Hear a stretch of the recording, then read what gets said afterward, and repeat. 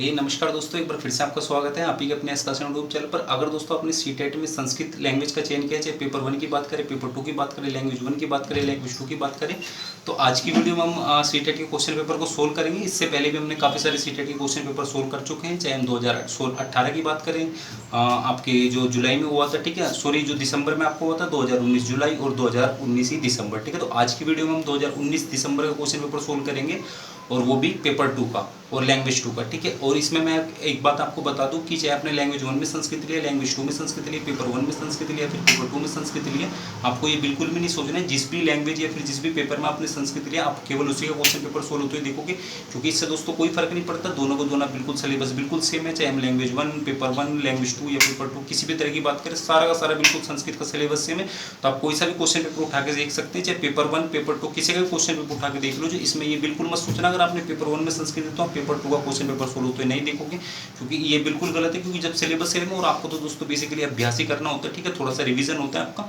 तो आज की वीडियो में हम आप पेपर 2 का 2019 दिसंबर का क्वेश्चन पेपर सोल्व करेंगे, लैंग्वेज 2 का संस्कृत का, ठीक है। तो अगर आप पेपर 1 वाले अभ्यर्थी तो भी आप इस वीडियो को देखकर, पेपर 2 वाले तो आप तो इस वीडियो को देख ही रहे हैं, ठीक है। इसमें मैंने तमाम आपको सारी ट्रिक्स बताई है और सारे के सारे मेथड बताए हैं, सारी की सारी शिक्षण विद्या बताई है, किस तरह से कम समय में आप सटीक आंसर कर पाएंगे, और भी काफ़ी सारी ट्रिक्स बताई। क्योंकि बेसिकली क्या होता है, जो आप संस्कृत देखते हो तो काफ़ी ज़्यादा अभ्यर्थी घबरा जाते हैं कि इसकी हिंदी किस तरह से करेंगे, क्योंकि वैसे तो नॉर्मल अगर आप एक बार पढ़ के देखोगे संस्कृत का क्वेश्चन पेपर, उसमें मैक्सिमम वर्ड आपके हिंदी के ही होते हैं और हिंदी की आपको हिंदी बनानी होती है, बस वो थोड़ा सा ही होता है जो उसमें हिंदी यूज़ होती है वो शुद्ध हिंदी होती है। और अगर आपने संस्कृत लिया तो ये तो नॉर्मल सी बात है, आपकी हिंदी अच्छी होगी, ठीक है। तो इसमें यही है, बस अगर आपने हिंदी देखोगे तो बस उसका किस तरह से जो आपके पहले से हिंदी के वर्ड है उसका दोबारा से हिंदी में किस तरह से सरल हिंदी बनाएंगे, और हिंदी बनाने के बाद जो आपका गद्यांश या पद्यांश आपके समक्ष होगी, हिंदी बनाने के बाद किस तरह से जो उस गद्यांश से रिलेटेड आपसे क्वेश्चन पूछे जाते हैं उस पैसेज से, तो उसकी किस तरह से कम समय में सटीक आंसर कर पाएंगे। साथ ही साथ लैंग्वेज पैडागोजी में मैं आपको काफ़ी सारे ट्रिक्स बताऊंगा कि किस तरह से आप लैंग्वेज पैडागोजी को सोल्व कर सकते हैं।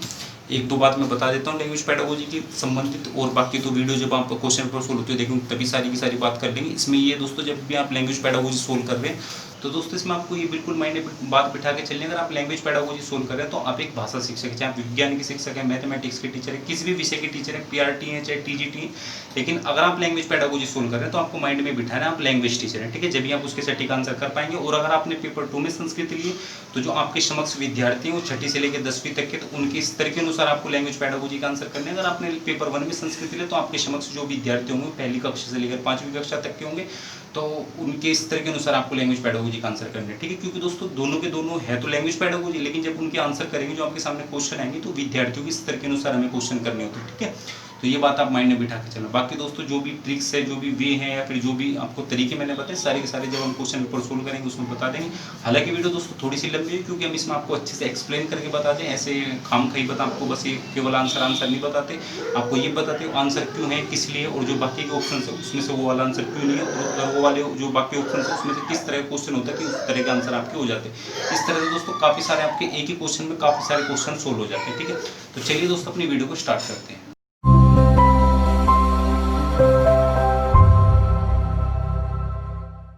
तो लैंग्वेज 1 हम इसकी पहले सोल्व कर चुके हैं, तो अब हम लैंग्वेज 2 को आज की वीडियो में सोल्व करेंगे।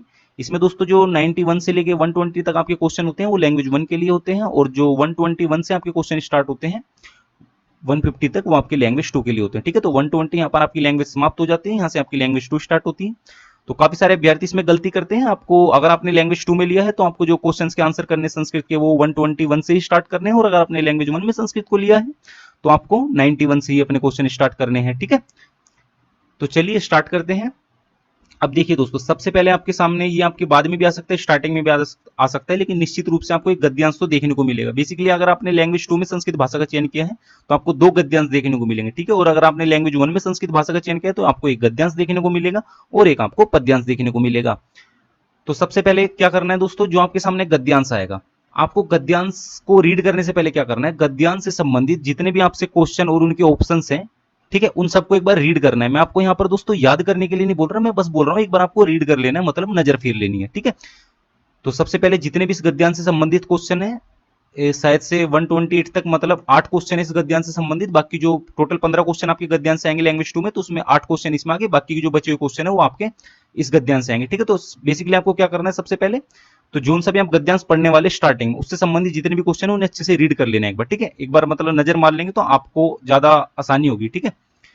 तो जब आप एक बार इन्हें रीड कर लें, ये दोस्तों आपको सारा काम फटाफट करना है, और जो मैं गद्यांश आपको सोल्व करके बताऊंगा, जो ट्रिक्स आपको बताऊंगा, वो भी आपको फटाफट करनी है। मैं हालांकि थोड़ा सा इसमें ज्यादा समय लूंगा, क्योंकि दोस्तों मैं आपको समझा रहा हूं, लेकिन इतना आपको समय बिल्कुल भी नहीं देना है इसे, ठीक है। अब आप जैसे गद्यांश सोल्व करने बैठोगे तो दोस्तों इसमें क्या करना है, अब जो आपका गद्यांश होता है इसमें जो संस्कृत भाषा यूज करी जाती है, फिर संस्कृत जो इसमें यूज करी जाती है, वो आपकी बहुत ही ज्यादा आसान वाली होती है, ठीक है। मतलब हाई लेवल की इसमें संस्कृत बिल्कुल भी यूज नहीं करी जाती। अब मैं इसे ऐसा इसलिए बोल रहा हूं, आप इस गद्यांश को पढ़ोगे या सीटेट के किसी भी क्वेश्चन पेपर उठा के देख लीजिए, आप उस किसी भी गद्यांश को पढ़ोगे तो उसमें मैक्सिमम वर्ड हिंदी के ही है। जो आपके उस गद्यांश में मैक्सिमम शब्द यूज हुए हैं, ज्यादातर शब्द यूज हुए हैं, वो आपके हिंदी के ही होते हैं, ठीक है। होते तो वो संस्कृत के ही हैं, लेकिन दोस्तों आप हिंदी जानते हैं और वो हिंदी के वर्ड होते हैं। मैं आपकी सहूलियत के हिसाब से बता रहा हूँ, जैसे एग्जांपल के लिए स्टार्टिंग का वर्ड है इसमें विश्वविद्यालय से, ठीक है। तो विश्वविद्यालय तो आपको समझ आ रहा है ना, विश्वविद्यालय क्या होता है, हिंदी वर्ड है। और जो ये विश्वविद्यालय आपके जो यूनिवर्सिटीज वगैरह होती है, सारे के सारे विश्वविद्यालय होते हैं, ठीक है। तो ये तो हिंदी वर्ड, इतना तो आपको पता ही। तो इस तरह के हिंदी वर्ड होते हैं। तो जब भी आप गद्यांश को सोल्व कर रहे हैं, ठीक है, क्योंकि आपको स्टार्टिंग अगर आप गद्यांश में अगर आप पूरे नंबर या काफी हद तक अच्छे नंबर प्राप्त करना चाहते हैं, तो दोस्तों आपको यही एक आपका तरीका है। बिल्कुल टोटली आप ट्रिक्स करोगे तो दोस्तों ये बिल्कुल भी कंफर्म नहीं आपके पूरे के पूरे नंबर आ जाए या फिर अच्छे नंबर आ जाए, आपको इसकी हिंदी तो बनानी पड़ेगी। मैं ये नहीं कह रहा बिल्कुल सटीक हिंदी बनाओ, क्योंकि इसमें कोई अनुवाद तो आपको करना नहीं है, बस आपको इतनी हिंदी बनानी है जो उससे संबंधित आपके जितने भी क्वेश्चन है उनके आप सही आंसर कर पाए, ठीक है। तो टूटी फूटी हिंदी बना लो, उससे आपका काम चल जाएगा और आप इसमें सटीक आंसर कर पाएंगे। टूटी फूटी हिंदी दोस्तों आपको कुछ ज्यादा मेहनत नहीं करनी, इसमें पहले से ही काफी सारे हिंदी के शब्द पहले से ही है, बस आपको इन हिंदी के शब्दों को पहचानना है और इसके हिसाब से आपको हिंदी बनानी है। अब मैं आपको सारी चीजें एग्जाम्पल के लिए बता देता हूं। अब दोस्तों वीडियो में एक बार फिर से बोलता हूँ, शायद से थोड़ी लंबी हो जाएगी, लेकिन आपको बिल्कुल भी स्किप करके नहीं देखना है, क्योंकि हम मेहनत कर रहे हैं आपके लिए, तो इसलिए दोस्तों आपको भी थोड़ा तो समय देना ही पड़ेगा।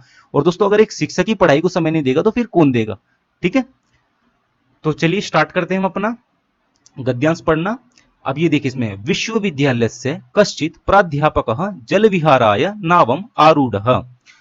तो इसमें जो आपको हिंदी वर्ड समझ आ रहे हैं केवल आपको उन्हें पकड़ना है, ठीक है। विश्वविद्यालय आपको समझ आ रहा है, कश्चित आपको समझ नहीं आ रहा है, इसे स्किप कर दो, छोड़ दो। प्राध्यापक आपको समझ आ रहा है, ये तो हिंदी वर्ड है। जल विहार भी आपको समझ आ रहा है, और नाव नावम नाव जो होती है आपकी वोट जो होती है, ठीक है, तो वो भी आपको समझ आ रहा है। आरूढ़, तो आरूढ़ आपको समझ नहीं आ रही, इसे स्किप कर दो। अब देखिए हम कैसे हिंदी बनाते हैं। विश्वविद्यालय से, विश्वविद्यालय आपने इसमें से ले लिया, कश्चित आपको समझ नहीं आ रहा, छोड़ दो। विश्वविद्यालय प्राध्यापक मतलब विश्वविद्यालय का प्राध्यापक, ठीक है। अब मैं इसमें दोस्तों अलग से आपको बता दूं, ये शायद से आपको पता भी होगा कि जो हम टीचर बनेंगे, ठीक है, हम जो सीटेट की परीक्षा क्वालिफाई करते हैं, इसमें जो शिक्षक होते हैं वो अध्यापक होते हैं, ठीक है। लेकिन जब कॉलेज की बात हो रही है ना, विश्वविद्यालय तो यूनिवर्सिटीज हो गई, तो जो ग्रेजुएशन लेवल की बात हो रही है तो इसमें प्राध्यापक होंगे, ठीक है, जो आपके प्रोफेसर होते हैं वो है। तो इसलिए यहाँ पर प्राध्यापक की बात की गई है, इसमें अध्यापक में उपसर्ग जोड़ा गया है।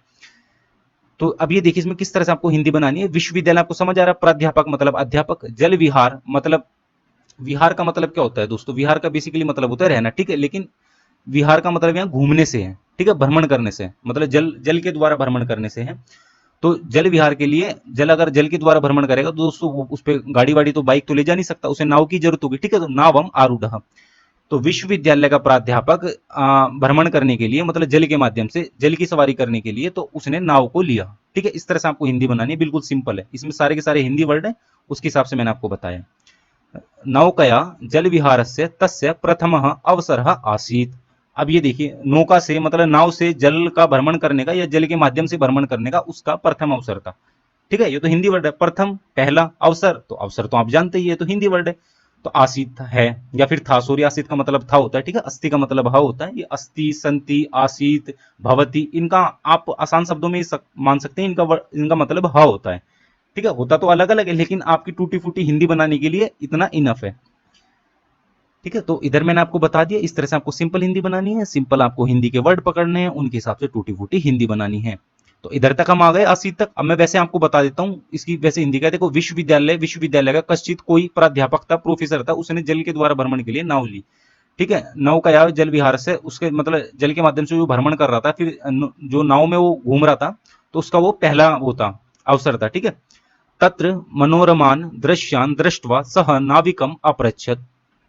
तत्र वहां मनोरमान, देखो मनोरमान, मनोरमान, ठीक है, तो ये भी आपका हिंदी वर्ड है। मनोरमान मतलब जो मन को भा जाने वाली चीजें होती है। दृश्यान, दृश्य क्या होता है दोस्तों, दृश्य बिल्कुल हिंदी वर्ड है जिन्हें आप देखते हैं। दृष्टवा, दृष्टि, ये भी हिंदी वर्ड है, ठीक है। दृष्टवा देखना होता है।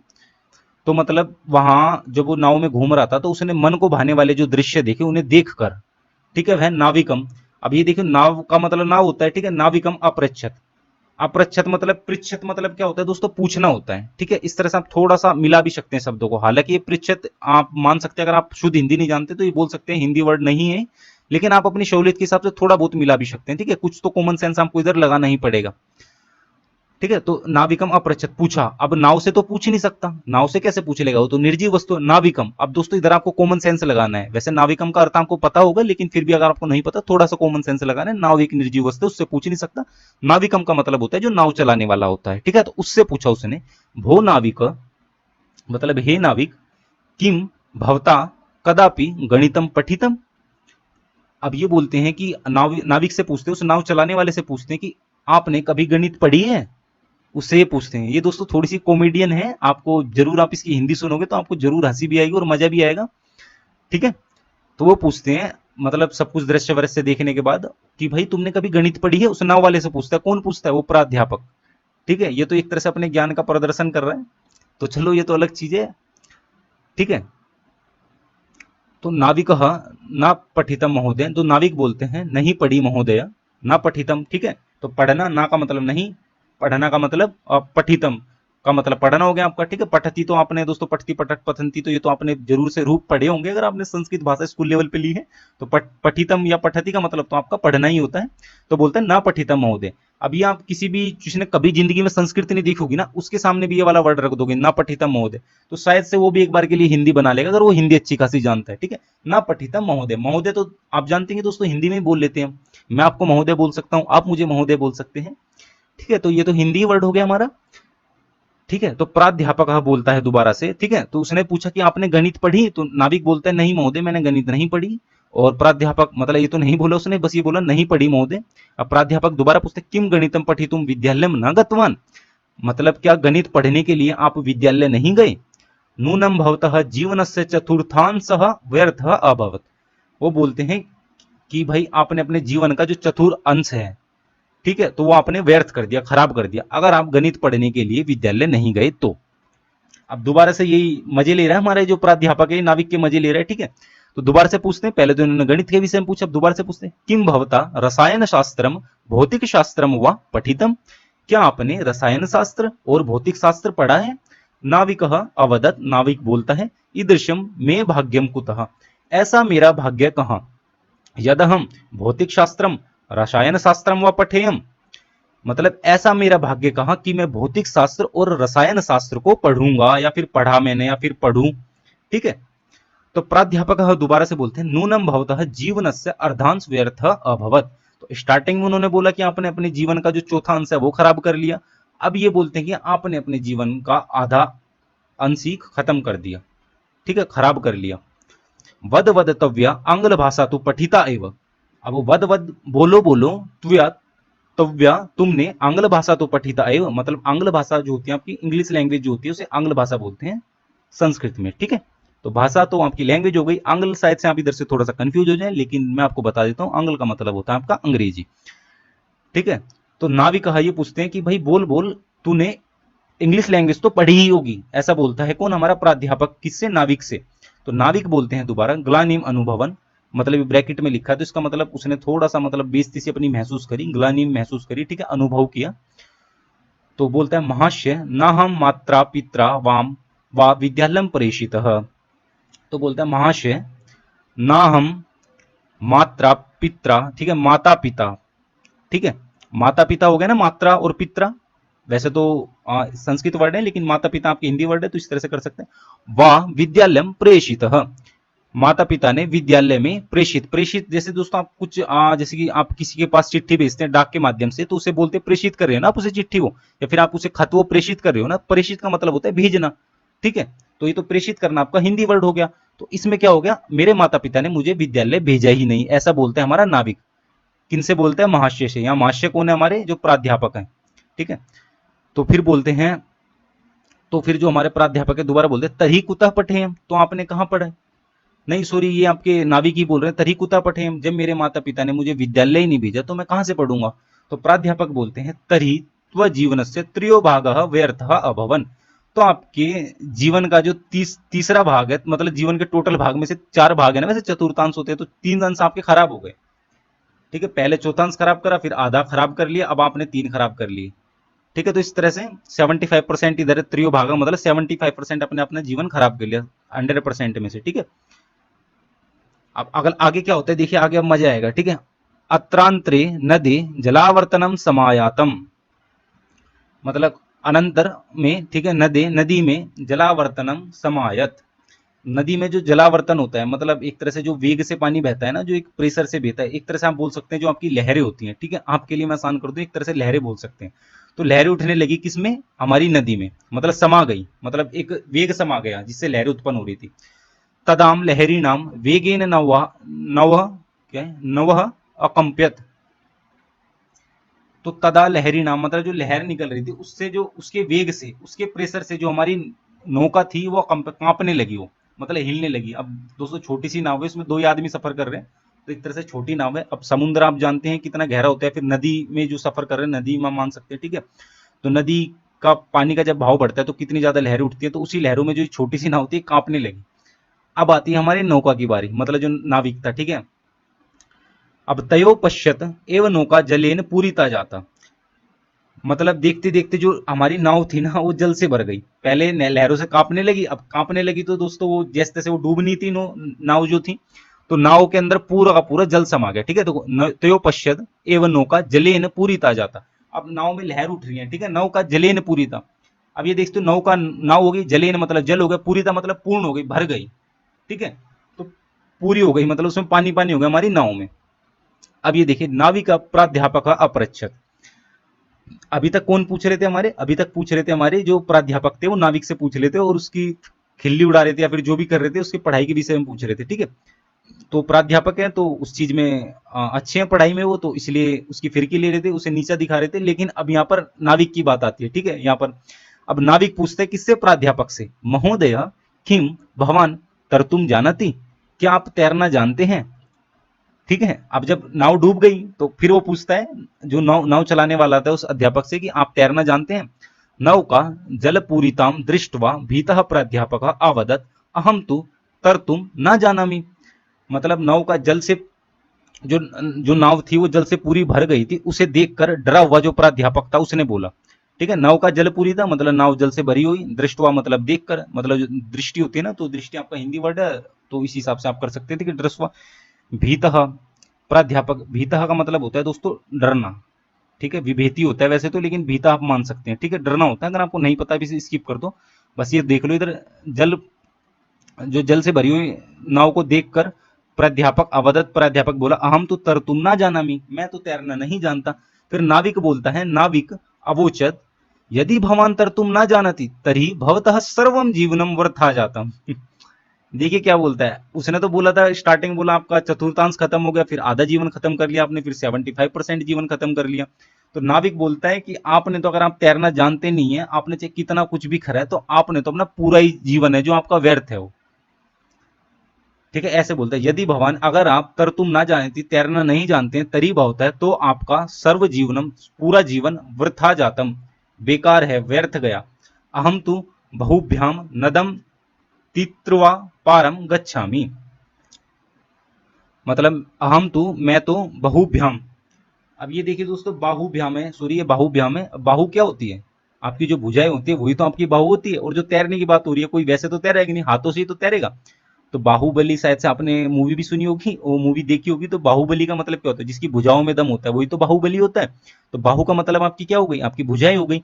तो बोलता है बाहुभ्याम, मतलब बाहु से है ये, ठीक है। तो भ्याम इसलिए करा है क्योंकि दो ही, दो एक से तो तैरेगा नहीं, एक हाथ से थोड़ी तैरेगा, दोनों से तो बाहु व्याम है। लेकिन आपको समझने में कोई दिक्कत नहीं है, बाहु आपको पकड़ना है। बाहु आपका क्या है, ये आपका हिंदी वर्ड है, तो इसे आपको पकड़ना है। तो बाहु व्याम नदम तीर्थवा पारम गच्छामि, मैं तो अपने, अपनी जो बाहु भुजाएं हैं इससे तैरकर नदी के पार जा रहा हूं, ठीक है। तो इस तरह से यहाँ पर इस कहानी का एंड हो जाता है। पहले जो हमारे प्राध्यापक हैं उन्होंने मजे लिए, बाद में नाविक जो ऐसी दशा हो या फिर जो भी ऐसी सिचुएशन उनके सामने आई, उसमें तो हमारे प्राध्यापक के तो प्राण चले गए, बाकी हमारा नाविक बच गया, ठीक है। तो चलिए अलग है, अब हम इसके आंसर करते हैं। दोस्तों ये मैंने थोड़ा सा आपकी सहूलियत के लिए थोड़ा आराम से पढ़ा है, थोड़ा अच्छे से पढ़ा है और आपको समझाया भी, इसलिए मुझे इतना टाइम लग गया। लेकिन जब आप इस तरह के पद्यांश को, गद्यांश को पढ़ोगे तो दोस्तों आपको बिल्कुल भी इतना समय नहीं गंवाना है, ठीक है। थोड़ा सा आपको सीरियस रहना है। तो अब देख लेते हैं दोस्तों, इधर क्या है, जल विहार आया इतस्मिन पदे का विभक्ति ही प्रयुक्ता। तो ये व्याकरण का क्वेश्चन है दोस्तों, अब अभी तो हम क्वेश्चन पेपर सोल्व कर रहे हैं, जब हम सारे के सारे क्वेश्चन पेपर सोल्व करेंगे तो अच्छे से आपको व्याकरण कराऊंगा। व्याकरण दोस्तों मैं केवल आपको उतना ही कराऊंगा जितने की आपको सीटेट में जरूरत है, और बिल्कुल ऐसा भी नहीं कराऊंगा जो 10 साल में एक बार इस तरह का व्याकरण का क्वेश्चन आता है, उस तरह का भी शायद से मैं ना कराऊं, क्योंकि आप इतना ज्यादा इंटरेस्ट लोगे नहीं, ठीक है। तो इसी तरह का व्याकरण कराऊंगा जिससे हर साल कुछ ना कुछ क्वेश्चन आपसे पूछे जाते हैं। तो इतना ही आपको व्याकरण कराऊंगा, और वो भी बिल्कुल ट्रिक्स के माध्यम से कराऊंगा। उसमें भी सारी चीजें आपको नहीं पढ़नी, ठीक है। चाहे हम रूप की याद करें, भी विभक्ति पूछ ली, विभक्ति आपको बहुत कम विभक्ति बताऊंगा, केवल उतनी आपको याद करके जानी, और आपका काम चल जाएगा। आपको विद्वान तो बनना नहीं है संस्कृत में, बस आपको क्वेश्चन ही तो सोल्व करने, तो इतना मैं करवा दूंगा व्याकरण की। व्याकरण का किसी भी तरह का आपके सामने क्वेश्चन होगा तो 90% चांस है आप उसको आंसर कर दोगे, ठीक है। 100% इसलिए नहीं बोल रहा क्योंकि उसके लिए आपको तो संपूर्ण व्याकरण पढ़ने का, क्योंकि सीबीएसई का पता नहीं कहाँ से किस तरह का क्वेश्चन आपके सामने रख दे, ठीक है। तो इधर ये पूछा है कि जल विहार आया, मतलब विहार आया, ठीक है। तो इसमें कौन सी विभक्ति है, तो जिसकी राम शब्द रूप आपने शायद से सुनोगे तो राम आया होता है, वो चतुर्थी विभक्ति होती है। तो इधर चतुर्थी विभक्ति है ये दोस्तों। जब हम विभक्ति पढ़ेंगे जब भी आप इसके सटीक आंसर कर पाएंगे, ठीक है। अगला देख लेते हैं। ईदृश्यम मे भाग्यम कुतः इति वाक्यम कहा वदत, ऐसा मेरा भाग्य कहाँ, यह वाक्य किसने बोला, ठीक है। तो ये किसने बोला था, हमारे नाविक ने तो बोला था ये। अब ये देख लीजिए, आपको इधर दिख भी जाएगा। ईदृश्यम मे भाग्य कुतः नाविक अवदत, नाविक ने बोला ईदृश्यम में भाग्य कुतः, तो ये चीज उन्होंने पूछी है किसने बोला, तो हमारे किसने बोला, ऑप्शन नंबर 2 इसका बिल्कुल ठीक है, नाविक, ठीक है। पठितम इति पदे कह प्रत्यय प्रयुक्त, तो दोस्तों इधर जो इसका सही आंसर है वो है आपका ऑप्शन नंबर 2। और मैं आपको दोबारा से एक बार याद दिलाना चाहूंगा दोस्तों, हम व्याकरण को बिल्कुल प्रॉपर तरीके से पढ़ेंगे। अभी हमारी सीटेट की परीक्षा में समय बचा है, तो फटाफट से हम इसे क्लियर कर लेते हैं, और आप हमारे साथ जुड़े रहिए। हम व्याकरण काफी अच्छे से पढ़ लेंगे कम समय में ट्रिक्स के साथ, जिसमें इतना आपको व्याकरण आ जाएगा जो आप इसका कर सके, ठीक है। तो उधर आपका विभक्ति आ गई थी, इधर आपके प्रत्यय हो गए, ठीक है। नीचे आपकी संधि है, तो इस तरह का सारा व्याकरण पढ़ लेंगे, ठीक है। तो इसमें जो प्रत्यय लगा है दोस्तों वो त प्रत्यय लगा है, इसका ऑप्शन नंबर 2 बिल्कुल ठीक है। त्वतु प्रत्यय होता तो आपका होता पठितवान, और अगर त्व प्रत्यय होता तो आपका होता पठित्वा, ठीक है। लेकिन यहाँ पठितम है, तो इसका ऑप्शन नंबर 2 बिल्कुल ठीक है। 124 देख लेते हैं। कदापि इति पदस्य संधि विच्छेदः भवति, तो जो कदापि है इसका अगर आप संधि विच्छेद करोगे तो ऑप्शन नंबर 3 इसका बिल्कुल ठीक है, कदा प्लस अपि, ठीक है। घन बोलते वैसे इसे प्लस नहीं बोलते, कदा घन अपि होता है, ठीक है। 125 देख लेते हैं। तर तुम इति पदे कह प्रत्यय प्रयुक्त, अब दोबारा से इन्हें प्रत्यय पूछ लिया इन्होंने, तो तर तुम, तो तर तुम हो गया दोस्तों आपका तुमुन प्रत्यय, ठीक है। त्वा प्रत्यय होता तो पठित्वा, ठीक है। तुमुन प्रत्यय तो पठितुम, इस तरह से भी थोड़ा सा आप आइडिया लगा सकते हैं, ठीक है। तो ऑप्शन नंबर 2 इसका बिल्कुल ठीक आंसर है। नदे किम समायातम, तो नदी में क्या समा गया, तो इसका ऑप्शन नंबर 3 बिल्कुल ठीक है। जनावर्तनम नदे समायातम, तो इधर मैं आपको दिखा सकता हूं, अनांतरे नदे जलावर्तनम समायतम, ठीक है। तो इस तरह से, इसलिए मैंने आपको बोला था स्टार्टिंग में आपको ये सारे के सारे क्वेश्चन और इनके ऑप्शन से रीड कर लेने हैं, क्योंकि इस तरह का अगर आपके सामने इतना आसान क्वेश्चन आएगा तो आप पेंसिल तो लेके जाओगे दोस्तों, उसे आप अंडरलाइन कर दोगे, और आप अंडरलाइन कर दोगे जब आप इन क्वेश्चन के आंसर करोगे तो आपको काफी ज्यादा सहूलियत हो जाएगी, ठीक है। तो अब इधर हमने ये कर दिया, और ये वाला हमारा क्वेश्चन था तो इसका मैंने आपको बता दिया। आप ऊपर गद्यांश में भी देख सकते हैं। अगला क्वेश्चन देख लेते हैं। नौका केन पूरिता जाता, तो स्टार्टिंग में हमारी लाइन थी नौका जलेन पूरिता जाता, ये भी हम आपको दिखा देते हैं। इधर आप देख सकते हैं, ये रहा नौका जलेन पूरिता जाता, ठीक है। अगला देख लेते हैं। जल विहाराय नावम कह आरूढ़, ये तो बिल्कुल आपकी स्टार्टिंग की लाइन है। प्राध्यापक जल विहाराय नावम आरूढ़, ठीक है। तो प्राध्यापक की बात हो रही थी, ठीक है। प्राध्यापिका का पूरे गद्यांश में यूज नहीं किया गया, प्राचार्य का भी पूरे गद्यांश में यूज नहीं किया गया, मुख्य अध्यापक का भी पूरे गद्यांश में यूज नहीं किया गया। तो इसमें एक मिनट दोस्तों, इसमें दोस्तों एक मैं आपको सिंपल सी ट्रिक बता देता हूं। जब भी इस तरह का क्वेश्चन आए और आपको, जैसे आपने ये गद्यांश पढ़ा है, आपको इस तरह के क्वेश्चन दिखते हैं कि उसका किसी भी जो आपका इस गद्यांश से रिलेटेड क्वेश्चन पूछा गया है, मैं ग्रामर वाले क्वेश्चन की बात नहीं कर रहा हूँ, व्याकरण क्वेश्चन वाले की। हालांकि व्याकरण क्वेश्चन में भी ट्रिक्स आप लगा सकते हैं, लेकिन वो हमेशा सही नहीं बैठेगी। लेकिन जो आपका व्याकरण से अलग जितने भी क्वेश्चन पूछे जाते हैं उसमें ये ट्रिक बिल्कुल आपकी सटीक बैठेगी, बहुत ज्यादा आपका समय बच जाएगा, ठीक है।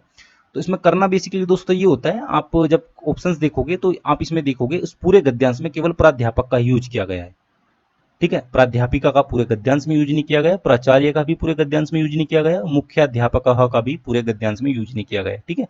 तो इस तरह के क्वेश्चन को जो व्याकरण का नहीं है, आप आंख बंद करके राइट कर देना, ठीक है। और कुछ क्वेश्चन ऐसे होते हैं कि दोस्तों उसमें आपको बोलते हैं कि इस गद्यांश से चुनकर लिखिए, चित्वा लिखत, इस तरह का आपसे पूछते हैं, ठीक है। तो उसमें तो बिल्कुल दोस्तों 101% गारंटी है। बाकी गारंटी मैं आपको इसमें भी दे रहा हूं। अगर व्याकरण का क्वेश्चन नहीं है, ये वाली आप ट्रिक आंख बंद करके लगा सकते हैं। अगर आपके सामने बाकी क्वेश्चन, बाकी जो ऑप्शन है उस गद्यांश में उपयोग ही नहीं किया गया उन शब्दों का, आंख बंद करके उन ऑप्शन को स्किप कर दो और जो आपके सामने ऑप्शन बचते हैं आप उसे राइट कर सकते हैं। तो इस तरह से दोस्तों हमने ये वाला कर लिया। अब अगला देख लेते हैं दोस्तों, जो हमारा गद्यांश है। तो दोस्तों दूसरा आपके सामने एक गद्यांश है। तो इसमें बिल्कुल सेम किसी वही ट्रिक्स, वही तरीके, वही सारी बातें आपको फॉलो करनी है जो कि मैंने आपको स्टार्टिंग वाले गद्यांश में बताई थी। ठीक है, तो बिल्कुल वैसे का वैसे आपको इस गद्यांश को भी सोल्व करना है।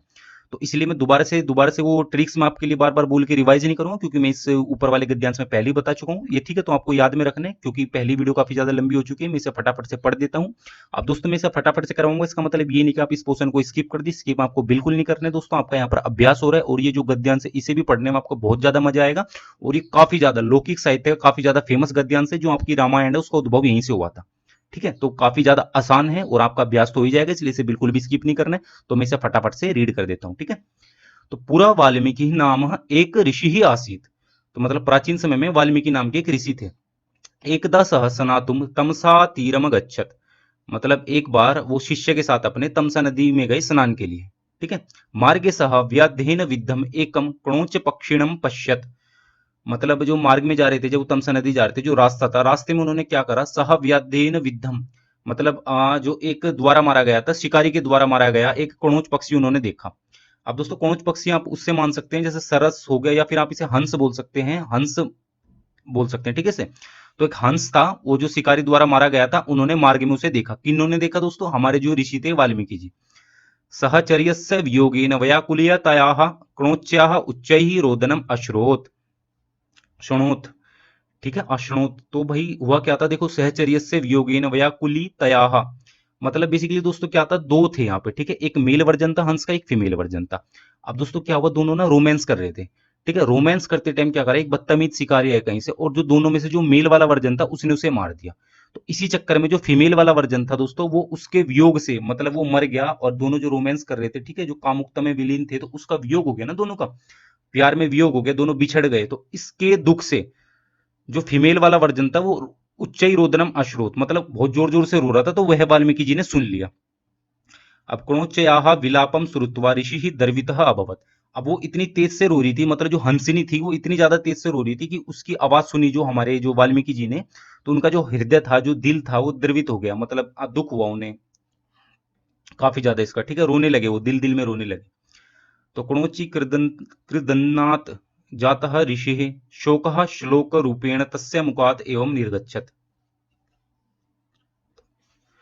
तो भैया जो ये हमारा रो रहा था ना, जो ये हमारी हंसनी रो रही थी, तो इसकी रोते हुए व्यवस्था को देख और जो परेशान थे, तो उनके मुंह से ना एक श्लोक निकल गया। किनके मुंह से निकल गया दोस्तों, यहाँ पर वाल्मीकि जी के मुंह से एक श्लोक निकल गया। ऐसी जो उनके सामने दशा थी, मतलब दो हंस और हंसनी रोमांस कर रहे थे, तो उसमें क्या हुआ, एक बदतमीज कहीं से वो आया हमारा शिकारी, तो उसने मेल वाले वर्जन को मार दिया, तो फीमेल वाला वर्जन रोने लगा।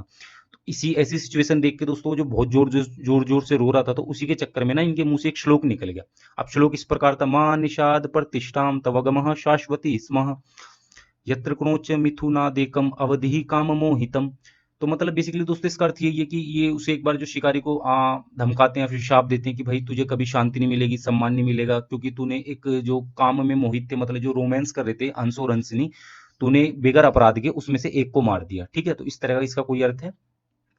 अयमेव श्लोकः लौकिक साहित्यस्य आदि काव्य रचना। यही श्लोक है दोस्तों जिसमें लौकिक साहित्य की आदि काव्य रचना होगी। आदि काव्य किसे कहा जाता है हमारे लौकिक साहित्य का, ये दोस्तों आप जनरल नॉलेज का भी क्वेश्चन समझ सकते हैं, जो हमारे लौकिक साहित्य का आदि काव्य कहा जाता है। बेसिकली संस्कृत लौकिक साहित्य आप इसे मान सकते हैं। ठीक है, तो ये रामायण को कहा जाता है, तो यहीं से रामायण के काव्य की रचना की गई। ठीक है, इधर भी लिख रखा है, ततः प्रभृति ऋषिरयम कवि पदम प्राप्तवान। ठीक है, तो इसी की जो रचना करी, यहीं से उन्हें क्या मिला था, जो हमारे वाल्मीकि जी ऋषि थे उन्हें कवि पद प्राप्त हुआ था। ठीक है, ऋषि है कवित्वम विज्ञाय ब्रह्मा आकाशवाण्या आदिश्यत। मतलब जो ऋषि था और जो इनका कवित्वम था, मतलब जो इनके अंदर जो गुण था कवित्वम वाला गुण, ठीक है, इसके बारे में जानकर ब्रह्मा जी ने स्वयं आकाशवाणी की। ठीक है, आकाशवाणी में उन्होंने क्या बोला, ऋषि है, मतलब ऋषि, कुरु रामायणम काव्यम, मतलब आप रामायण जो काव्य है उसकी रचना करो। ठीक है, ऐसा कि इन्होंने बोला, आकाशवाणी हुई ब्रह्मा जी के द्वारा। ठीक है, तत्र रामचरित्रम चरितम वर्ण्य येन रामस्य पुण्यम चरितम विदित्वा जानः सन्मार्गस्य अनुसरणं कुर्युः। मतलब तत्र, मतलब जो आप ये रामायण की दोस्तों रचना होगी, तो बेसिकली ये तो नॉर्मल सी बात है ना, ये तो स्वाभाविक सी बात है, राम जी की बात होगी, ठीक है। तो अब जब रामायण की रचना होगी उसमें राम जी के चरित्र के बारे में बताओ, मतलब पता चलेगा, उनकी विद्वानता के बारे में पता चलेगा, जो लोग हैं, ठीक है, उन्हें सन्मार्ग की प्राप्ति होगी, मतलब एक अच्छे मार्ग पर वो चल पाएंगे, ठीक है। तो इस तरह का है। अस्मिन काव्य, मतलब अस्मिन काव्य, किस काव्य की बात हो रही है? रामायण काव्य की बात हो रही है, तो सीधी बात है, ठीक है, रामायण है। पितुहु आज्ञा पालनम, ये देखिए दोस्तों जितना भी है ना, इसमें इसी ऊपर वाले की तरह बहुत सारे हिंदी वर्ड है, ठीक है, उसी तरह से आपको हिंदी बनानी है। अब इधर भी हम देख सकते हैं, पितुहु आज्ञा पालनम। इस काव्य रचना में, ठीक है, क्या क्या चीज होगी? इन्होंने बोला है ना कि सन्न मार्ग, मतलब अच्छे मार्ग पर, मतलब गलत मार्ग पर नहीं जाएंगे जो हमारे लोग हैं इस काव्य को पढ़कर। तो सन्न मार्ग कैसे जाएंगे, इसमें क्या क्या चीजें देखने को मिलेंगी, वो चीज बोलिए, ठीक है। पितुहु आज्ञा पालनम, पिता की आज्ञा पालन करनी चाहिए, ठीक है। तो इस तरह का, क्योंकि जो दशरथ का पूरा पालन करते हैं हमारे राम जी, ठीक है, उनकी आज्ञा का। आजकल तो दोस्तों ये काफी कम देखने को मिलता है कि पिता की आज्ञा का पालन हो भी कर भी लेते हैं, लेकिन उस लेवल पे नहीं करते जो जिस लेवल पे पहले करते थे, मतलब 100 की 100%, ठीक है। भ्रातृ स्नेह, मतलब भ्रातृ मतलब भाई होता है, स्नेह मतलब आपका प्यार होता है, ठीक है। तो मतलब एक तो पिता की आज्ञा का पालन, भाई भाई भाई का प्यार, और परोपकार, ठीक है, परोपकार तो दया, दीन रक्षा इत्यादि मानवतया पोषकाणी जीवन मूल्यानि वर्णितानि संति। मतलब इस तरह के जो इस काव्य में, ठीक है, मानव के जो जीवन मूल्य हैं वो वर्णित होंगे, इस तरह बोलिए। अब दोस्तों ये आपको डिटेल में मैं नहीं बताऊंगा कि कहाँ कहाँ पर आज्ञा पालन की बात हुई, भ्रातृस्नेह की बात हुई, परोपकार की बात हुई, दया की बात हुई। ये तो आपने रामायण देखी होगी, इसके बारे में तो आप भली भांति परिचित होगी, ठीक है। तो इस तरह से हमने फटाफट से इसकी हिंदी बना दी है। अब दोस्तों हम इसके क्वेश्चन के आंसर कर लेते हैं। वही दोस्तों सेम ट्रिक जो मैंने ऊपर बताई थी, सेम की सेम सारी ट्रिक्स आपको यहीं भी फॉलो करनी है। बेसिकली दोस्तों वो ट्रिक्स नहीं है, वो एक तरीका है आपको सटीक आंसर करने का, ठीक है। अब ये देखिए 129 पूछ ले, कीदृशम क्रोणोच पक्षिणम वाल्मीकि ही मार्गे अपश्यत। किस तरह का जो हमारा हंस था, किस तरह का उन्होंने मार्ग में देखा, ठीक है। हंस, ये तो देखो हंस का तो जिक्र नहीं हुआ, क्रोणोच पक्षी का जिक्र हुआ है। कैसे देखा उन्होंने? हंस देखा, व्यादेन विद्यम, शिकारी द्वारा मारा गया, देवेन पूजितम मतलब देव द्वारा पूजा गया, जलेन जो जलेन तरन जो तैर रहा था, ठीक है, उस तरह का देखा गया। तो ऐसा कुछ नहीं है, व्यादेन विद्यम मतलब शिकारी द्वारा मारा गया, ऊपर ही बात की गई थी, ठीक है। तो इसका ऑप्शन नंबर 2 बिल्कुल ठीक आंसर है। ऋषि ही शोक केन रूपेण तस्य मुखात निर्गच्छत। तो मतलब जो ऋषि थे वो शोक में थे, ठीक है। तो उनके मुंह से जो भी निकला था वो किस रूप में निकला था? गीत रूप में निकला था, गद्य रूप में निकला था, श्लोक रूप में निकला था, या स्नेह रूप में निकला था?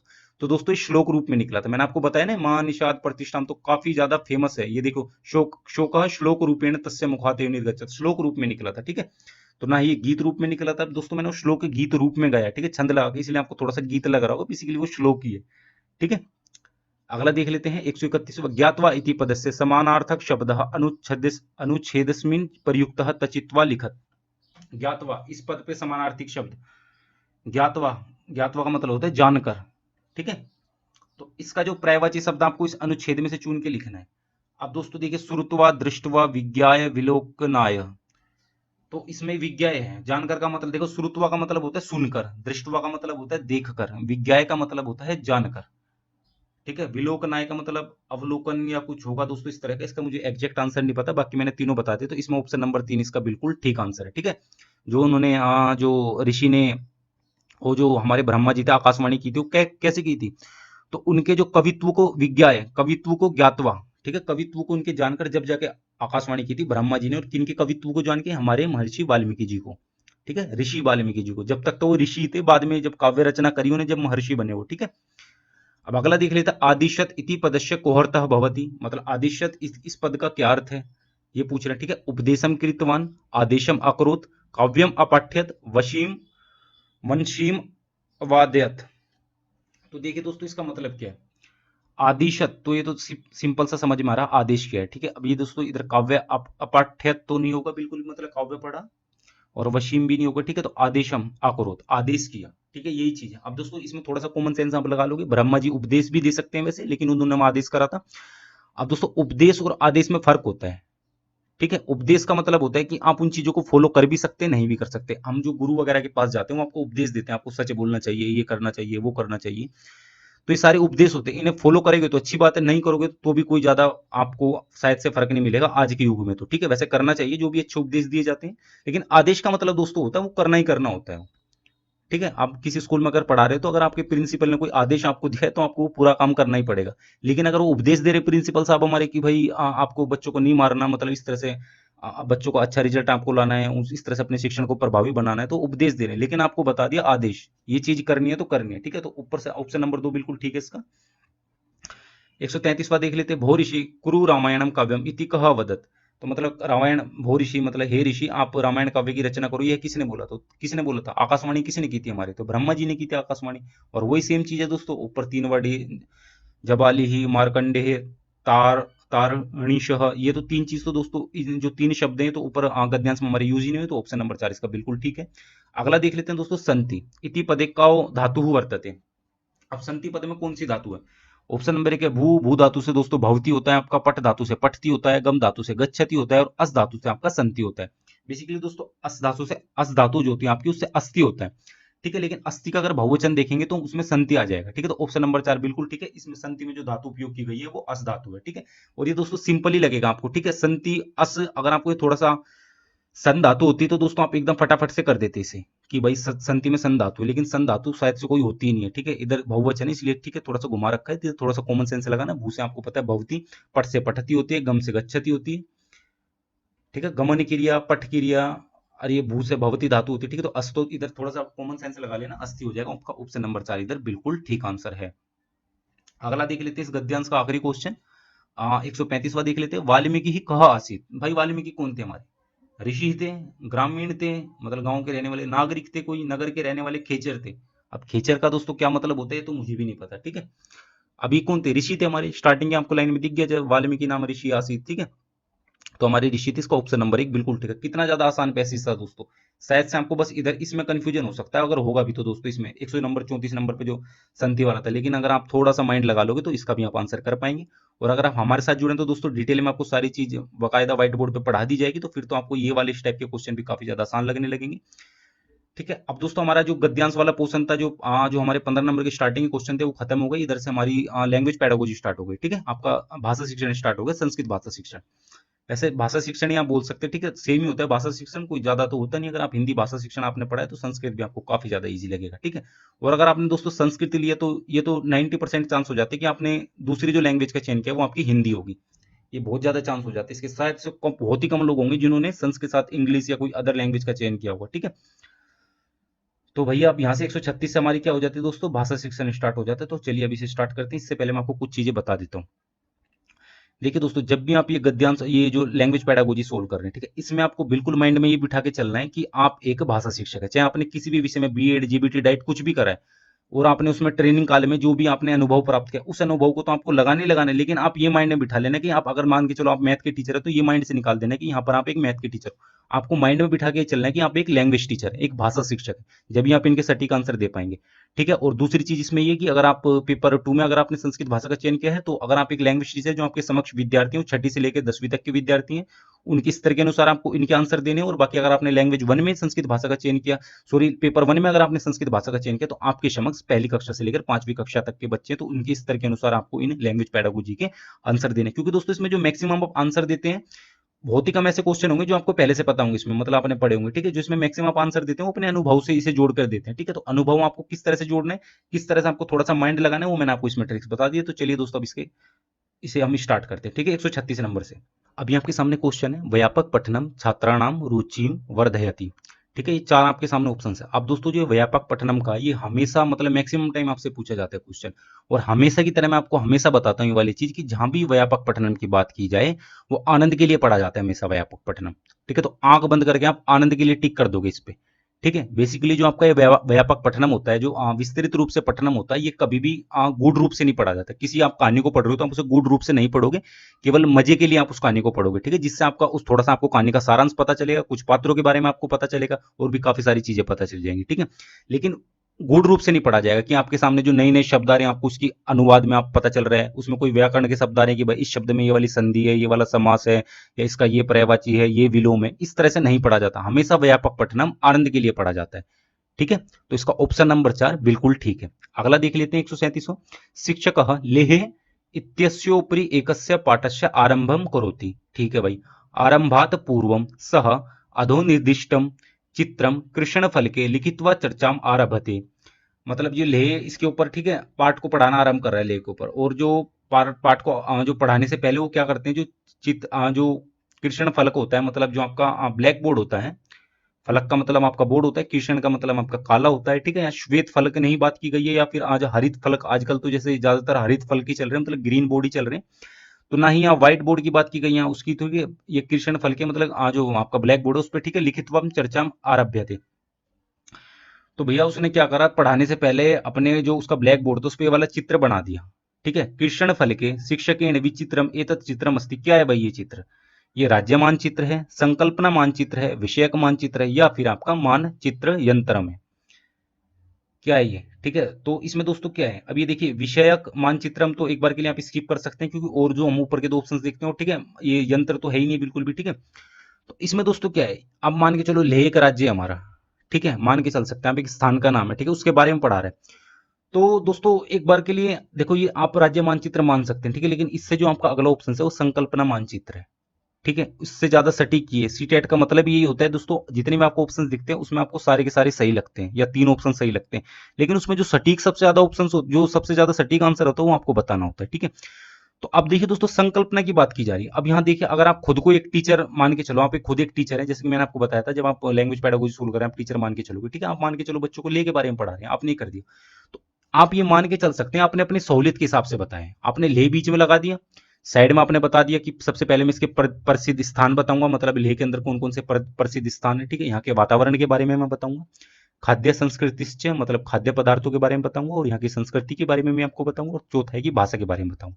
या आपने अपने शिक्षण को प्रभावी, अपने शिक्षण को आसान बनाने के लिए, जो छात्रों को जल्द से जल्द अधिगम हो सके, उसके लिए आपने ये तैयार किया है। तो दोस्तों इसलिए मान सकते हैं संकल्पना मानचित्र, ठीक है, कंसेप्ट में आप इसे बोल सकते हैं। तो ऑप्शन नंबर 2 इसका बिल्कुल ठीक है, ठीक है। राज्य मानचित्र दोस्तों वैसे तो हो ही नहीं सकता, क्योंकि राज्य का नक्शा कोई ऐसा तो होता नहीं है, ठीक है, लेकिन फिर भी कुछ सोचते हैं कि भाई जैसे प्रसिद्ध स्थान है, ठीक है, और वातावरण है, भाषा है, खाद्य है, संस्कृति, ठीक है, अगर आपके सामने संकल्पना नहीं तो शायद इसका राज्य भी हो सकता था, ठीक है, क्योंकि वो राज्य में इस तरह से प्रदर्शित कर रहा है उन्हें कि भाई किस किस तरह, लेकिन ये संकल्पना इसका बिल्कुल ठीक आंसर है। तो इसका जो बिल्कुल ठीक आंसर आपका ऑप्शन नंबर 2 इसका बिल्कुल ठीक आंसर है, ठीक है। अगला देख लेते हैं, प्रभावी रूपेण बालाः लेखनस्य अधिगमनम करिष्यन्ति यदा।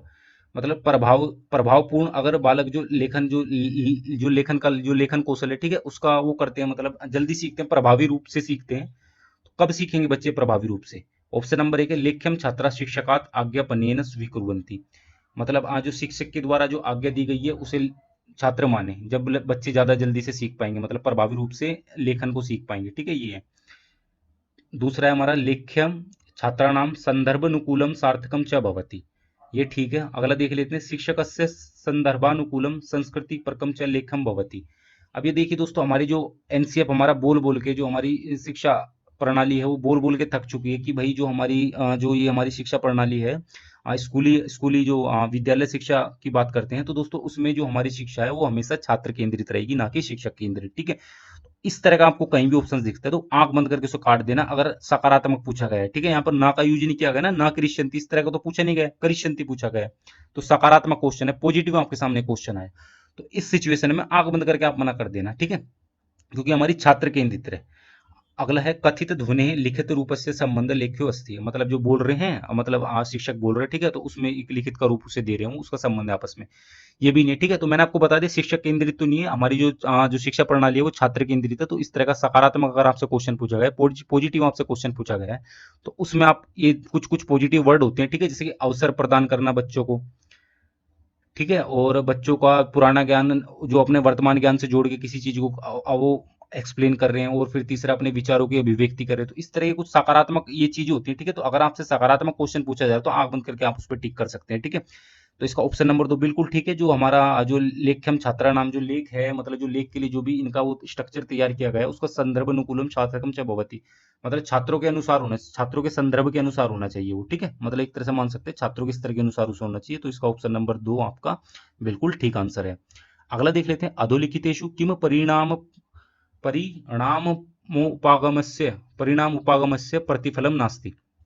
ये बोल रहे कि इसमें परिणाम जो उपागम है उसका प्रतिफल नहीं है। अब दोस्तों इसमें मैं आपको बता दूं, ये जितने भी उपागम है ना आपके, इसके बारे में आपको अलग से पढ़ाऊंगा, जितने भी उपागम है ज्यादा बड़ा टॉपिक नहीं है, जल्द से जल्द हो जाएगा, 1-2 घंटे में सारे खत्म। मतलब अगर 1 घंटे की पूरी मैं अगर क्लास लेता हूँ विद व्हाइट बोर्ड पे, तो सारे के सारे उपागम आपको अच्छे से समझ आ जाएंगे, जिसमें देखो डिटेल में, वैसे तो मैं ट्रिक्स के माध्यम से आपको 15 मिनट में भी करा दूंगा, 10 मिनट में भी, लेकिन अगर हमारे पास समय बचता है तो हम डिटेल में उसे पढ़ लेंगे, ठीक है। तो किसी भी तरह का क्वेश्चन इस सी टेट में, या फिर आपको किसी को आप अगर भविष्य में पढ़ा भी रहे हैं, तो आप हर तरह के क्वेश्चन का आप आसानी से आंसर कर पाएंगे, जितने भी उपागम से संबंधित आएंगे, ठीक है। तो फिलहाल इसका मैं वैसे आंसर बता देता हूँ, क्योंकि दोस्तों उपागम अभी अगर शायद से आप जानते होंगे तो अच्छी बात है, नहीं जानते तो इसके बारे में हम आगे डिटेल से पढ़ लेंगे। तो ऑप्शन नंबर इसमें एतत् अत्यंत शिक्षण केंद्रितम अस्ति, देखिए तो बिल्कुल गलत है। एतत् व्यवहार वाद्योपागम धरितम, ठीक है। एतम लक्ष्यम अंतिम प्रस्तुतियुपरि अस्ति, एतम लक्ष्यम विचारणाम उत्पत्ति अस्ति।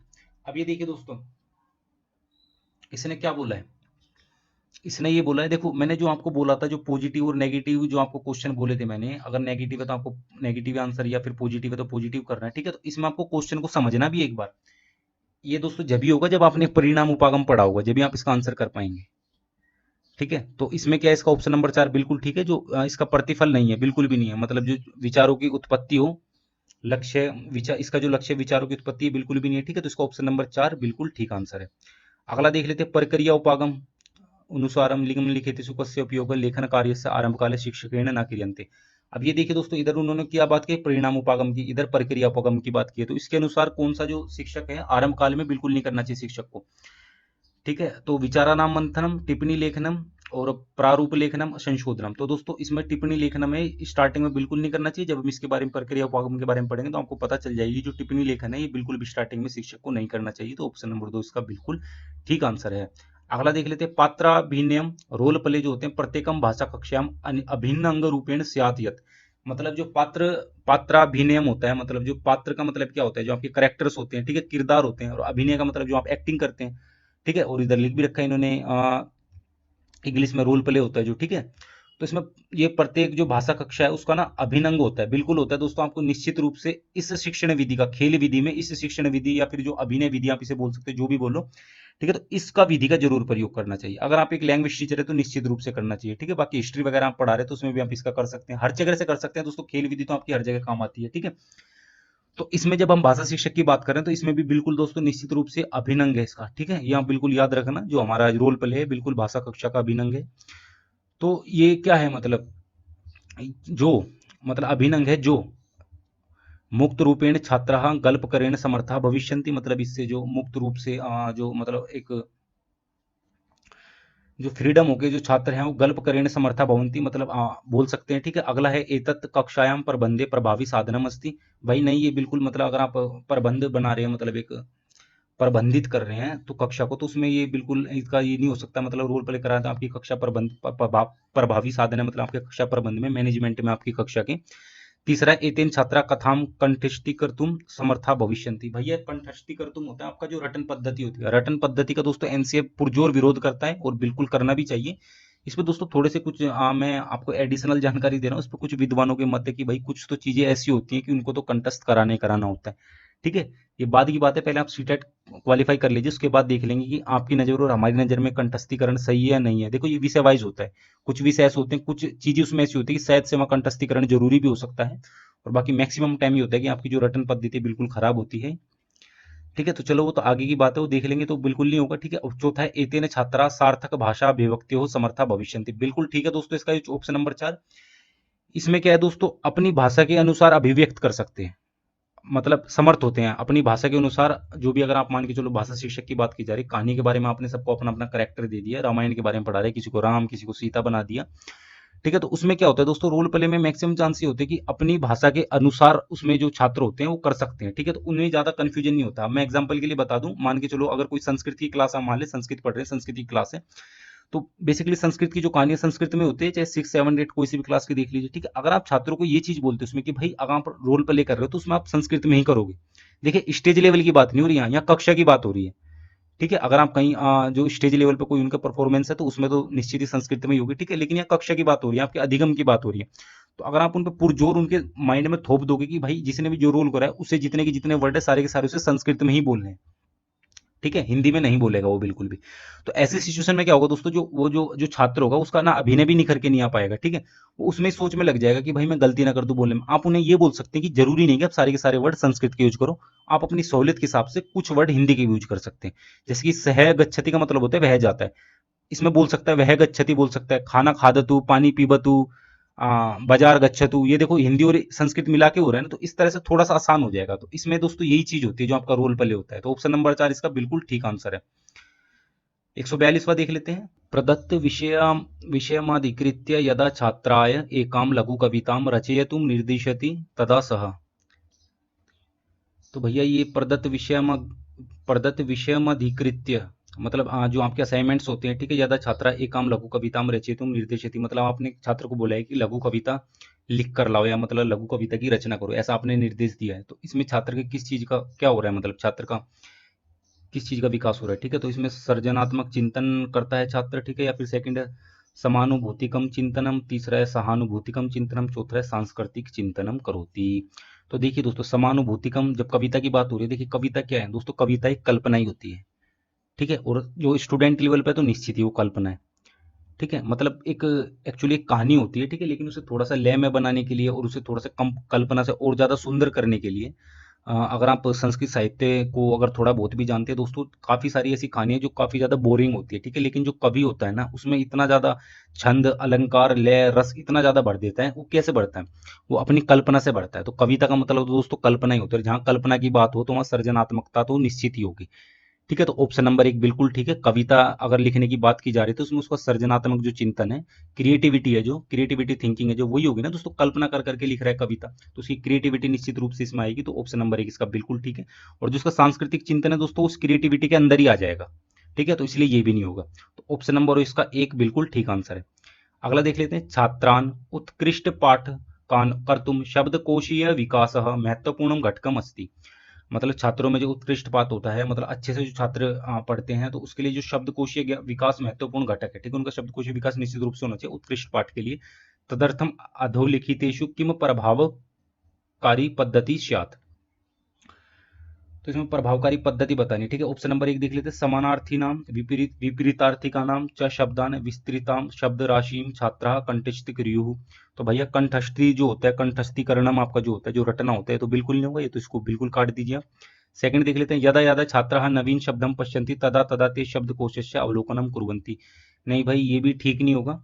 ऑप्शन नंबर 3 देख लेते हैं। मतलब जो छात्र जब जब नए शब्द देखते हैं और जैसे वो नए शब्द देखते हैं तभी तभी उनके हाथ में जो अनुवादक चंद्रिका होती है या फिर जो भी उनकी बुक होती है, ठीक है, जो शब्दकोश होता है उसे बार बार देखे हो, तो ये भी ठीक नहीं। ऑप्शन नंबर तो ठीक है। तीसरे देख ले। छात्र पाठे कठिन शब्दान रेखांकितान कुर्युः तेषाम वाक्य उपयोगम च कुर्युः। ठीक है भाई, ये ठीक सा लग रहा है थोड़ा। अगला देख लेते हैं। नव शब्दस्य अर्थानुमानम कर्तुम छात्रः संदर्भस्य उपयोगम कर्तुम प्रयासम कुर्युः। तो दोस्तों इसका ऑप्शन नंबर 4 बिल्कुल ठीक है। एक तो देखिए अगर आप तुक्के उक्के मारते हैं या फिर थोड़ा सा आपको जल्दी आंसर करना है, तो देखिए तो इधर प्रयास की बात होगी ना, छात्र प्रयास कर रहे हैं, तो एक तो वैसे सही हो जाएगा, ठीक है। और वैसे इसका अर्थ देखते हैं कि नए शब्द का जो आएगा उनके सामने, छात्रों के सामने, उनके अर्थ का छात्रों को पहले अनुमान करना है। मतलब उनके छात्रों का अनुमान, उनके जो शब्द का अर्थ का अनुमान करने के लिए प्रयास करना है छात्रों को, ठीक है। संदर्भ का उपयोग करके उन्हें मतलब अगर कोई उनके सामने नया शब्द आता है तो उनका अर्थ का अनुमान करने के लिए, एक्चुअल जो अर्थ है वो चीज नहीं कह रहा मैं, जो उसका अनुमान उनके अनुसार, छात्र के अनुसार जो उसका अर्थ होगा उसका अनुमान करने के लिए जो संदर्भ का उपयोग करके जो प्रयास करता है, वो बिल्कुल ठीक है इसका, ठीक है। हालांकि दोस्तों जो ऑप्शन नंबर 3 है, मैक्सिमम स्कूलों में यही चीज होती है, मतलब जो भी कठिन शब्द आते हैं ना उसे अंडरलाइन कर लेते हैं बच्चे। लेकिन ये कॉलेज लेवल पे एक बार मैं मान सकता हूँ, ठीक है, लेकिन स्कूल लेवल पर आप देखोगे तो इसका ऑप्शन नंबर 4 बिल्कुल ज्यादा ठीक आंसर होगा, ठीक है। तो इसमें छात्र उसका शब्द का है जो, ये देखिए दोस्तों, ये तो स्टार्टिंग वाली चीज है, ये मतलब रेखांकित करने वाला, ये तो एक तरह से सहायक है। मेन चीज तो ये, वो रेखांकित क्यों कर रहा है, मान के चलो उसने रेखांकित कर लिया शब्द, मतलब अंडरलाइन कर लिया, जो जो उसके समझ में नहीं है शब्द आ रहे थे, बाद में यही तो चीज करनी पड़ेगी उसे, उसका अपने मतलब ये वाली चीज करनी पड़ेगी। डायरेक्ट ये नहीं है कि जैसे कि मान के चलो उसने अंडरलाइन कर लिया, ये दोस्तों मैं दोबारा बता दूं, ये पहले वाला पार्ट है, तो बस सहायक रूप में आप अंडरलाइन करते हैं किसी चीज को, ठीक है। तो इसमें वो बार बार वो देखेगा, क्या कहते हैं, शब्दकोश देखेगा, ये भी ठीक नहीं है। उन्हें रटेगा, ये तो बिल्कुल भी ठीक नहीं है, ठीक है। तो इसका यही आपका बसता है कि अपने अपनी क्षमता अनुसार उसका एक बार अनुमान लगाएगा, उसका अनुमान लगाने के लिए उस संदर्भ का उपयोग करेगा, ठीक है। ऑप्शन नंबर 4 इसका बिल्कुल ठीक आंसर है। 144वां देख लेते हैं।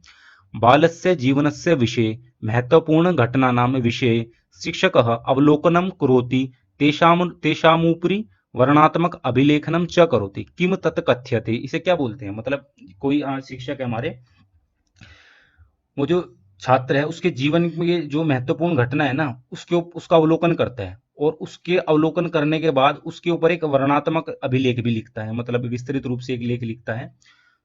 वर्णात्मक मतलब वर्णन के रूप में उसका एक अभिलेख लिखता है, ठीक है। तो उसे क्या बोलते हैं, अनुष्ठान शास्त्र हम बोलते हैं, नहीं बोलते भाई। संचयनी नहीं, पोर्टफोलियो भी नहीं बोलते दोस्तों। पोर्टफोलियो में तो बहुत सारी चीज आती है, और ये विख्यात, ये वर्णात्मक रूप में नहीं आता, उसमें जो घटना वगैरह आती है तो बहुत थोड़ी थोड़ी और सारी चीज आती है, ठीक है। अवलोकन, ऑब्जर्वेशन, ये नहीं दोस्तों, ये भी नहीं है, ठीक है, क्योंकि अभिलेख रूप में लिख रहा है ना। चौथा उपख्यातमकम अभिलेखनम, हाँ भाई ठीक है, ये आपको देखो नाम से ही पता चल जाएगा, उपख्यातमकम अभिलेखम। तो नाम से उपाख्या कर रहा है ना, वर्णात्मक रूप दे रहा है उसे, तो विस्तृत रूप भी बोल सकते हैं आप, ठीक है। वर्णात्मक मतलब डिटेल में लिख रहा है उसके बारे में। तो ये ऑप्शन नंबर 4 इसका बिल्कुल ठीक है। 145वां देख लेते हैं, अधिलिखितेषु किम सफल संभाषण गतिविधि लक्ष्यम स्यात्। मतलब जो सफल संभाषण है, अगर कोई मतलब सफल संभाषण मतलब करना चाहता है, गतिविधि है, तो उसके लिए क्या लक्ष्य होना चाहिए। बालान सहभागी विषमता, भाई ठीक है, जो मतलब सहभागी पार्टिसिपेट करते हैं उसके अंदर अलग अलग होते हैं, ठीक है। सेकंड देख लेते हैं, सह गतिविधि येन बालान कृते वार्तालाप कर्तुम अवसरः लभ्यते। हाँ ये बिल्कुल ठीक बात है इसकी। अगला देख लेते हैं, केवलम लक्ष्य भाषायां वार्तालाप कर्तुम छात्रेभ्यः अवसरः दीयते। नहीं भाई, केवल, एक तो देखिए दोस्तों ये नकारात्मक वर्ड आ गया, और वैसे भी वर्ड पढ़ोगे इसमें, मतलब केवल आपको जब भी अवसर देना है जब लक्ष्य भाषा का वार्तालाप के बारे में हो, मतलब जो आप भाषा पढ़ा रहे हैं उसके भाषा में वार्तालाप कर तुम छात्र उसी के लिए अवसर देना है, तो बिल्कुल गलत है। अगला देख लेते हैं, कक्षायाः प्रबंधे प्रभावं स्थापयितुं ध्यानाकर्षणं शील छात्रेभ्यः अधिकं वार्तालाप कर्तुं अनुमति दीयते। मतलब जो जो ज्यादा ध्यान से सुन रहा है और जो ज्यादा शील छात्र है, मतलब जो ज्यादा सभ्य छात्र है, उसे अधिक वो देना है वार्तालाप करने के लिए अनुमति, तो ये भी नहीं है। तो इसका आप सारे के सारे ऑप्शन देखोगे दोस्तों, इसमें ऑप्शन नंबर तो बिल्कुल ठीक है, क्योंकि एक तो से अवसर मिल रहा है ना, जहां भी अवसर लेने की बात आ जाए तो दोस्तों वो तो आपका बिल्कुल सही आंसर होता है। जहाँ केवल वगैरह कुछ नकारात्मक, दोस्तों कुछ ऐसे वर्ड होते हैं, कुछ सकारात्मक और कुछ नकारात्मक, ठीक है। ये मैं आगे आपको बता दूंगा, ज्यादा बड़ी नहीं है, 15 मिनट में सारी क्लास खत्म हो जाएगी। अगर आपको वो तरह के वर्ड कहीं भी देखने को मिले और तो आप उसे स्किप कर सकते हैं, ठीक है, उन चीजों को, जैसे रटना वगैरह हो गया, और भाई आपको डांटना मारना, कुछ ऐसी चीजें होती है, ना हो गया, जैसे ना आ जाए, केवल आ जाए, ये सारे के सारे नकारात्मक वर्ड है। और जैसे अवसर देना, पुराने गाने को नए गाने से जोड़ना, इस तरह के होते हैं, सकारात्मक होते हैं, ठीक है। तो कुछ चीजें ऐसी होती हैं वो तो बिल्कुल ही ठीक होती हैं, और जो एनसीएफ में से दोस्तों उसमें से निकाले गए वर्ड होते हैं, वो मतलब थोड़ा सा आसान बनाने के लिए वर्ड निकाल रखे हैं, नकारात्मक और सकारात्मक, वो मैं आपको बता दूंगा, ठीक है। अगला देख लेते हैं, वायुकोष्ठकी महोदय अनुसार भाषाया अधिगमार्थम सवेतो सर्वतो महत्वपूर्ण घटकम। मतलब जो वायुगुस्ती हमारे महोदय हैं, इनके अनुसार भैया भाषा अधिगम के लिए जो क्या मानते हैं, तो भैया ये तो आंख बंद करके आप लगा दोगे, आपने सारे के सारे पढ़े होंगे। वायुगुस्ती जी के अनुसार क्या, बच्चा समाज से सीखता है, तो इसका ऑप्शन नंबर 1 बिल्कुल ठीक है। बाकी ऑप्शन हमें पढ़ने की जरूरत भी नहीं है, लेकिन एक बार फिर भी पढ़ लेते हैं। दूसरा है पाठ्य पुस्तकम, तीसरा है वेतार यंत्रम, चौथा है शब्दकोशम, मतलब डिक्शनरी, रेडियो, टेक्स्ट बुक और सोशल इंटरेक्शन। तो दोस्तों ये तो आपको पता ही है, आंख बंद करके इसका आप लगा सकते हो। वायुगुस्ती के अनुसार कहीं भी आपसे पूछा जाए तो बच्चा समाज से सीखता है, वायुगुस्ती का मानना है। अब दोस्तों काफी ज्यादा इजी क्वेश्चन है, यहाँ शायद से थोड़ा आ जाता कि भाई ऑप्शंस में आ जाता कि भाई बच्चे के अंदर जन्मजात सीखने की शक्ति होती है, इस तरह का आ जाता, थोड़ा सा कंफ्यूजन होता, लेकिन यहाँ तो बिल्कुल भी कंफ्यूजन नहीं है, ठीक है। तो काफी ज्यादा इजी क्वेश्चन है, तो ऑप्शन नंबर इसका एक बिल्कुल ठीक आंसर है।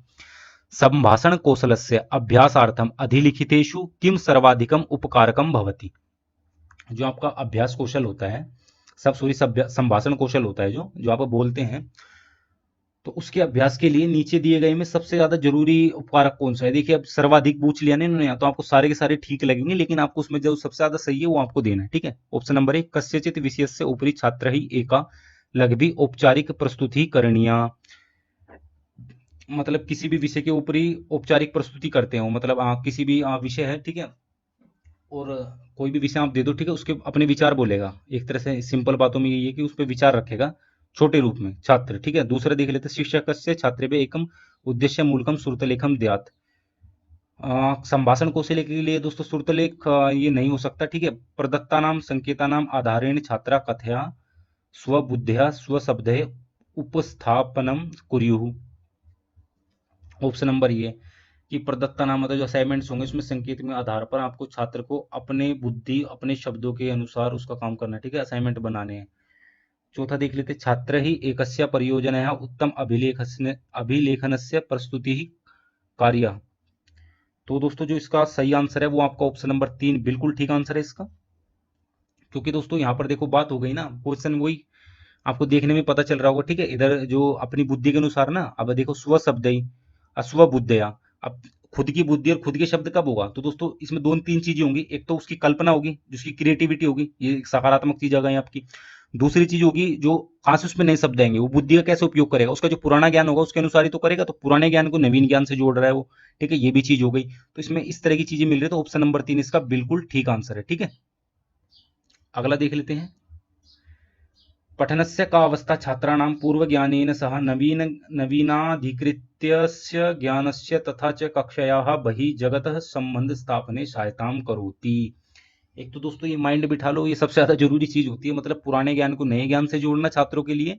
और जो भी उसने शिक्षा प्राप्त करी है वो केवल परीक्षा के लिए नहीं है, उसे जब वो समाज में निकलेगा तो उससे संबंध स्थापित करना, ये सबसे ज्यादा जरूरी चीज होती है, ठीक है। तो यही चीजें बोलेंगे कब होंगी, ठीक है। तो पूर्व पठनम में होगी या मध्य पठनम में, पठनात् पूर्वम होगी। देखिए दोस्तों, पूर्व पठनम पहले पढ़ के, मध्य बीच में, और पठनात् पूर्वम ये दोनों एक ही है, चाहे आप पूर्व पठनम बोल लो चाहे आप पठनात् पूर्वम बोल लो। पारे पठनम, ठीक है, बाद का जो पठनम, ये ऑप्शन नंबर 4 इसका बिल्कुल ठीक है। क्योंकि जो नए ज्ञान को पुराने ज्ञान से जोड़ रहा है वो, ठीक है, और समाज के साथ संबंध स्थापित कर रहा है, कब होगा दोस्तों, सारी चीजें कर लेगा, मतलब पढ़ने के बाद ही तो करेगा ना, ये तो बाद की जो पोस्ट रीडिंग होगी उसकी। तो ऑप्शन नंबर 4 इसका बिल्कुल ठीक है।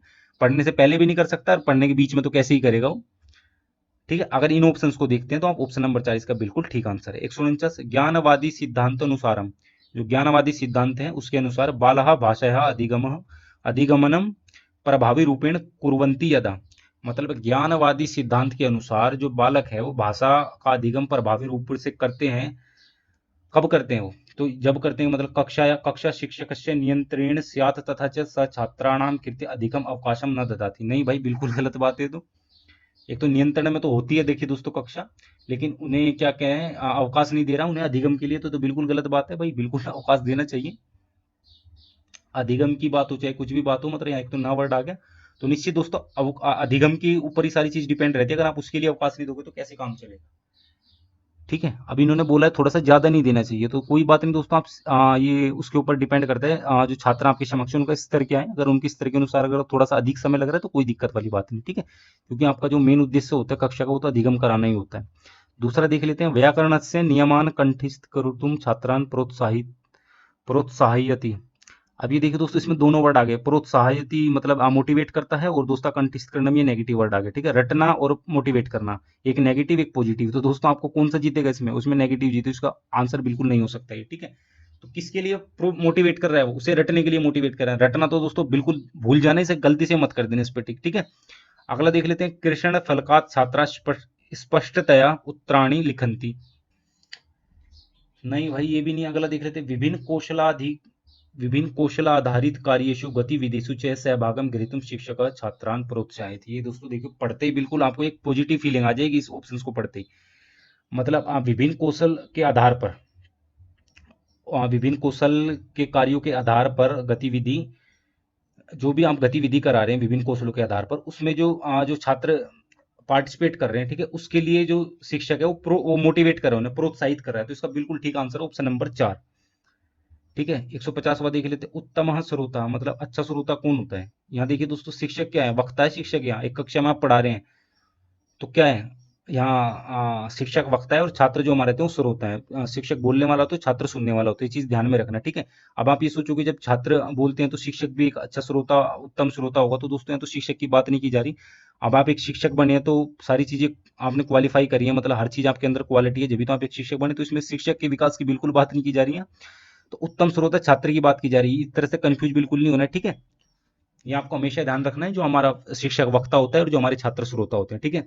तो अब देख लेते हैं, कथम शब्दस्य कथनम भवति इति ज्ञातुम शक्नोति, मतलब उत्तम श्रोता वही होता है, अच्छा सुनने वाला वही होता है, कि किस शब्द को कैसे कहा जाए, जिसको यह जानकारी है वही उत्तम श्रोता है। दूसरा देख लेते हैं, कथम भावनायाः उपयोगः भवति इति अभिज्ञातुम शक्नोति, मतलब कैसे भावना का उपयोग होता है, यह जो जान सकता है वही उत्तम श्रोता होता है। ऊपर वाला क्या था, कि किस शब्द को किस तरह से कहना है, यह जो जान सकता है वो उत्तम श्रोता होता है। तीसरा है, पृष्ठस्य प्रश्नस्य उचिताम प्रतिक्रियाम दातुम शक्नोति, मतलब जो पृष्ठ है, जो पाठ के जो प्रश्न है उसमें उचित प्रतिक्रिया दे दे, जो वही उत्तम श्रोता है। चौथा है, प्रत्येकम शब्द से समुचित उच्चारण कर्तुम शक्नोति। अब ये बिल्कुल भी नहीं है दोस्तों, देखिए सब, प्रत्येक शब्द से समुचितम उच्चारणम कर्तुम। अब उच्चारण समुचित नहीं हो पाएगा। मतलब आप बिल्कुल आप प्रत्येक मतलब बिल्कुल आप प्रत्येक शब्द का आप अच्छे से उच्चारण कर रहे हैं, तो ये दोस्तों बिल्कुल आज के टाइम में, अगर मैं भी जो मेरे लोग वीडियो देख रहे हैं, हमेशा की तरह बोलना चाहूंगा, इसमें भी दोस्तों 60 से 70 या 90% भी आप मान सकते हैं ऐसे लोग होंगे जो हिंदी भी शुद्ध उच्चारण के साथ नहीं बोल पाते होंगे, कहीं ना कहीं निश्चित रूप से गलती करते होंगे। हालांकि मैं भी कर रहा हूँ और हर कोई करता है। मतलब अगर जैसे मुझे कहीं भाषण वगैरह देना हो तो मैं नहीं करूंगा बिल्कुल भी, लेकिन नॉर्मल जब हम कैजुअल बात करते हैं तो कहीं ना कहीं गलती हो जाती है, ठीक है, तो ये तो नहीं होगा। इसका ऑप्शन नंबर 3 बिल्कुल ठीक है। मतलब अब ये देखिए, उत्तम श्रोता क्या होगा, एक भाषा शिक्षक की क्लास चल रही है भाषा की, ठीक है, अब उत्तम श्रोता वही होगा ना। अब एग्जाम्पल के लिए कहानी पढ़ा रहे हो, ठीक है, आप कहानी पढ़ ली, या फिर आपने कोई व्याकरण पढ़ा रहे हो, भाषा की कक्षा में कविता पढ़ाओगे, कहानी पढ़ाओगे, व्याकरण पढ़ाओगे, स्कूल लेवल पे बस यही ज्यादातर होता है, ठीक है। तो इन तीन चीजों को हम देखें तो उसमें क्या होगा, कहानी को अगर एग्जाम्पल के लेके चले तो उससे कहानी से संबंधित जो भी प्रश्न पूछे गए हैं, कविता से संबंधित जो भी प्रश्न पूछे गए हैं, उस पर छात्र अपनी उचित प्रक्रिया दे दे, तो वही है ना, मतलब उसने उस जो भी वो टीचर पढ़ा रहा था उसे अच्छे से पढ़ा है, अच्छे से सुना है, ठीक है, तो जब भी तो उचित प्रक्रिया दे पाएगा। तो ऑप्शन नंबर 3 इसका बिल्कुल ठीक आंसर है। तो दोस्तों इस तरह से हमने पूरे के सारे क्वेश्चन पेपर हमने सोल्व कर लिया है। तो आशा है दोस्तों आपको वीडियो पसंद आई है। वीडियो पसंद आए तो वीडियो को फटाफट से तो लाइक आप कर ही दोगे, और ज्यादा से ज्यादा इस वीडियो अपने दोस्तों में शेयर करो। मतलब जिन्होंने सी टेट में पेपर 1 पेपर 2 लैंग्वेज 1 लैंग्वेज 2 किसी में भी अगर संस्कृत भाषा का चयन किया है, तो निश्चित ही दोस्तों आप उन अभ्यर्थियों या फिर उन कैंडिडेट्स को इस वीडियो को शेयर कर सकते हैं। तो बस दोस्तों फिलहाल के लिए इतना ही, मिलते हैं अपनी अगली इसी तरह की इंटरेस्टिंग वीडियो में। तब तक के लिए जय हिंद, वंदे मातरम।